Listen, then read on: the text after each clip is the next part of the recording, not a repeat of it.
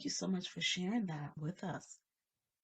And it does give us a good segue into how to cope with betrayal trauma when pregnant, right? Some of the challenge that might come up with that. Because you did share with us some of the feelings that came up for you and the way that you learned about it in a 32-page letter. Ouch. And then you still had to be responsible for taking care of your other children while you were coping with this new information. And then the responsibility or the onus was on you to try and find help to get a solution for it. That's a lot to carry.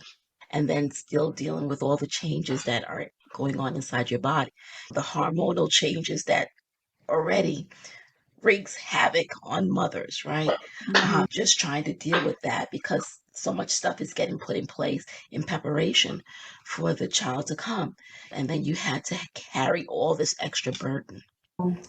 So yeah, what are some of the things that you found were helpful to help you to cope with dealing with the betrayal trauma when you were pregnant that other women might be able to benefit from hearing about?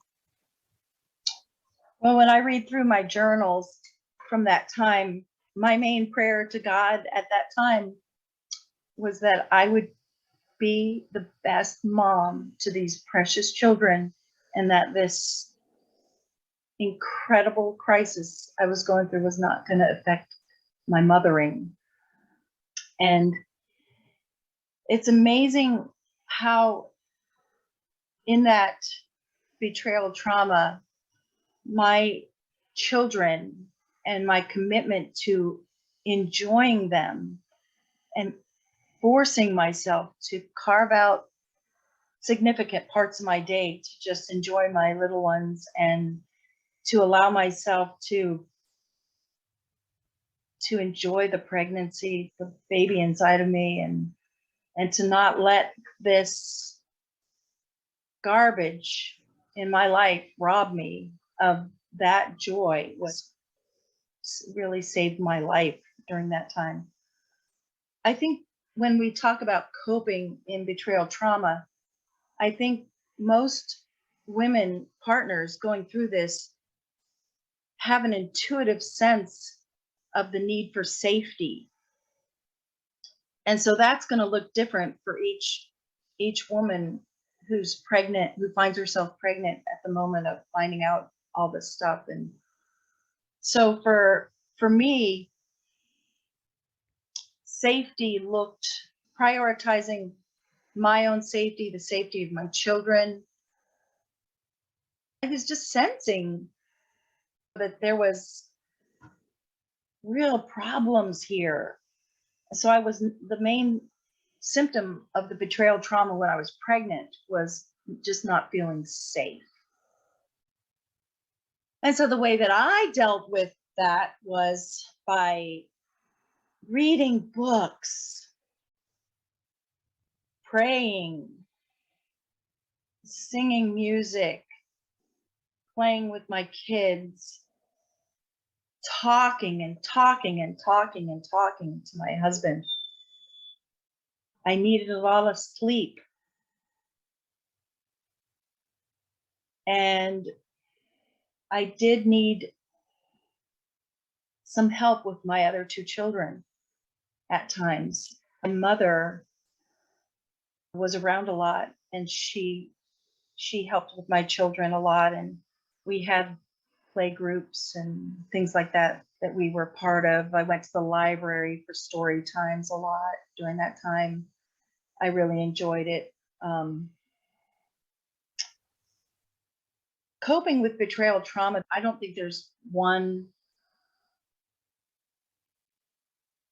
perfect way to do that. I think the victims of betrayal trauma can be trusted to find their road to coping.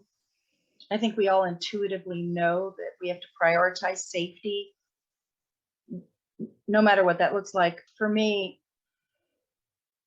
uh, I also had to face my own guilt. Like I felt so guilty that when I would cry, I mean, weeping, like I, the level of gut-wrenching crying that went on while I was pregnant made me feel like I was ruining this child's life. So I ended up getting to a point where I had to trust God with this pregnancy and with Mm. this baby. And I had to trust myself and what I needed to cope with all of this. And I don't even know if that was a real conscious thought pattern back then, but I just knew I loved this baby. And I felt like everything that I was doing, whether it was weeping, crying, talking to my husband, trying to understand everything and getting the help we needed, I felt like all of that was ensuring my baby's safety, my other children's safety, my safety. I was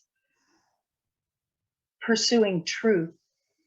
I had so many questions about what he had written in that letter. I needed to ask all the questions.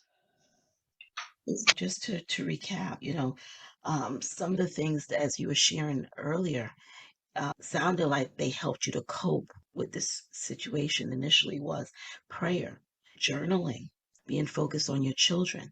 And then as you elaborated a little bit more, we saw that there was a lot of safety seeking that went on there because you wanted to make things safe for your children, you wanted things to be safe for you. And in order to do that, you gathered information, you read books, right? So this way you'll be able to actually create that safety through knowledge, having some knowledge. But it sounds like it came to a point where you just had to trust yourself, to trust God, even though that was not, say, an intentional decision. It was a gut, it was instinctual that you knew in order to be able to go through this, that you need to be able to get to that place where you were trusting of yourself, trusting of God, right? And that truth, the need for truth was paramount. It was essential. And so you did what you needed to do, asking those questions to get to the truth. So in a very real sense, you were investigating, right? You became an investigator pursuing, and every trail you were following it to get to the truth because you needed that in order to be able to deal with this, right? Mm-hmm. And that's at the heart of Minwala's model, right? That integrity, that truth. And so you were seeking it and you were expecting that you would be able to get that, Mm-hmm. from him as you asked the questions. Yeah.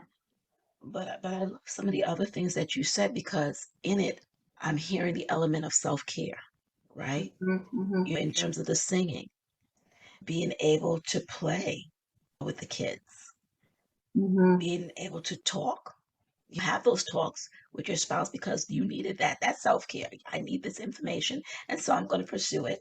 But then also honoring yourself with sleep. I need some sleep, even though your body was going through the changes. It was exhausted, but you didn't fight it.